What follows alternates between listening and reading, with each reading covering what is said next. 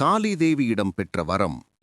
ஒரு சமயம் தெனாலி கிராமத்துக்கு துறவி ஒருவர் வந்தார். அவ்வூர் மக்கள் அனைவரும் அவரை வணங்கி ஆசி பெற்றனர். துறவியிடம் ஆசி பெற்றதனால்தான் நாம் இன்பமாக வாழ்கிறோம் என்றெண்ணிய மக்கள் அவரை புகழ்ந்து பேசிக் கொண்டிருந்தனர். இதையெல்லாம் பார்த்த தெனாலிராமன் துறவியிடம் சென்று, தங்கள் ஆசியினால்தான் மக்கள் அனைவரும் இன்பமாக வாழ்கிறார்களா? அவரவர் உழைப்பின் மூலம் இன்பமாக வாழவில்லையா என்று கேட்டார்.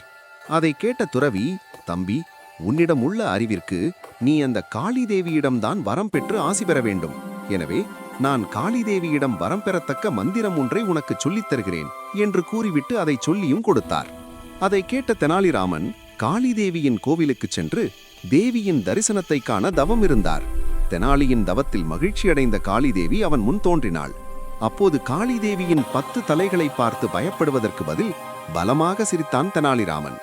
அவனுடைய சிரிப்பை பார்த்த காளிதேவி, என் 10 தலைகளை பார்த்து அனைவரும் அஞ்சுவர், ஆனால் நீ சிரிக்கிறாயே என்று கேட்டாள். அதற்கு தெனாலிராமன், எனக்கு சளி பிடித்தாலே ஒரு மூக்கை வைத்துள்ள நானே மிகவும் சிரமப்படுவேன்.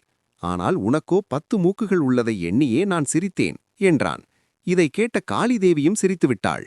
அதன் பின்னர், மகனே, உனக்கு என்ன வரம் வேண்டும் கேள், தருகிறேன் என்றாள்.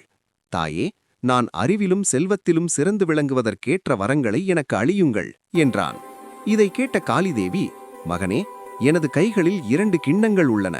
அதில் ஒரு கிண்ணத்தில் பாலிற்கான பாலும் இன்னொன்றில் அறிவிற்கான பாலும் உள்ளது. இந்த 2இல் ஏதேனும் ஒன்றை நீ தேர்ந்தெடுத்து குடிக்க வேண்டும் என்று கூறினாள். தெனாலிராமன் சிறிதும் தயக்கமில்லாமல் கண்ணிமைக்கும் நேரத்தில் 2 கிண்ணங்களில் உள்ள பாலை வாங்கி ஒரே கிண்ணத்தில் ஊற்றிவிட்டு அதை மடக் மடக் என குடித்தான். இதை பார்த்த காளிதேவி ஆச்சரியமடைந்து, மகனே, ஏதேனும் ஒரு கிண்ணத்தில் உள்ள பாலைதானே குடிக்க கூறினேன் என்றாள். அதற்கு தெனாலிராமன், ஆமாம் தாயே, நானும் ஒரு கிண்ணத்தில் உள்ள பாலைத்தானே குடித்தேன் என்றான். உடனே காளிதேவி, ஏன் 2 கிண்ணங்களில் உள்ள பாலையும் ஒன்றாக கலந்தாய் என்று கேட்டாள். 2 கிண்ணங்களில் உள்ள பாலையும் ஒன்றாக கலக்கக்கூடாது என்று தாங்கள் கூறவில்லையே என்றான் தெனாலிராமன். அதை கேட்ட காளிதேவி மிகுந்த மகிழ்ச்சியுடன், மகனே, என்னையே ஏமாற்றிய உன் அறிவை எண்ணி நான் மிகுந்த ஆனந்தம் கொண்டேன்.